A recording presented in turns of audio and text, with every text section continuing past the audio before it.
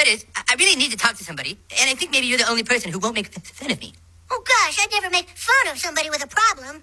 Butters, do you know what you're supposed to do when your penis gets hard? Well, sure I do. Really? Yes, now sit down, Jimmy. We should have a little talk. You see, Jimmy, when a man's penis becomes hard, the man puts it into a lady, into her vagina. Then, the hard penis sneezes milk inside the lady's tummy. And after it's all done sneezing milk, the penis stops being hard, and the man loses interest in the lady. So, when your penis becomes hard, you're supposed to put it in a lady's vagina. And then it stops being hard? That's right, Jimmy.